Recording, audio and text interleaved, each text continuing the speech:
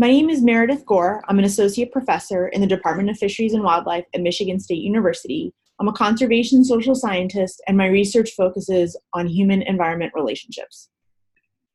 The big challenge that I'm trying to address is the problem of wildlife trafficking.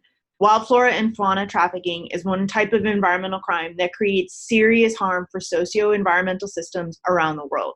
Wildlife trafficking is associated with corruption, money laundering, spread of zoonotic diseases, undercutting sustainable development investments, environmental injustice, and convergence with other types of transnational crime. Geospatially enabled data creates a number of challenges and opportunities for efforts to combat wildlife trafficking. Because wildlife trafficking is such a diffuse geographical issue where you have source, transit, and destination locations, geospatially enabled data provides opportunities to coordinate and collaborate across a lot of different spaces, urban and rural environments, public and private sectors, and then the source, transit, and destination geographies. To date, I think there's pretty broad agreement that there's a lack of coordination for geospatially enabled data for efforts to combat wildlife trafficking, and this lack of coordination is exacerbating effective wildlife trafficking interventions. There are a number of challenges associated with geospatially enabled data. There's issues of access, there's issues of protection, there's issues of confidentiality of data, sharing protocols. There are multilingual and multicultural considerations that weave themselves through different governance regimes. A lot of the times, data providers are local people that are essentially exposing themselves to new types of risks in order to provide data to individuals that want the geospatial information about wildlife trafficking.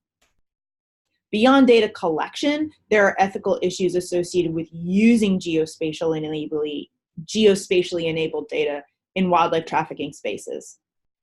Are we going to direct funding, or are we going to revise our interdiction? Are we going to revise our law enforcement protocols? Are we going to create new criminal justice procedures?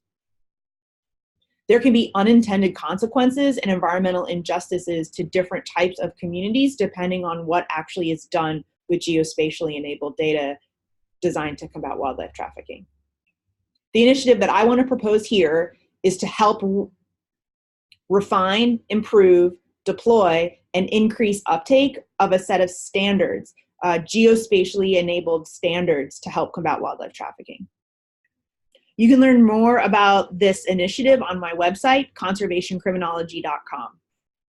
The opportunity here is to realize the diversity of efforts, stakeholders, actors, and spaces working to combat wildlife trafficking and help them coordinate and collaborate their data across space and time.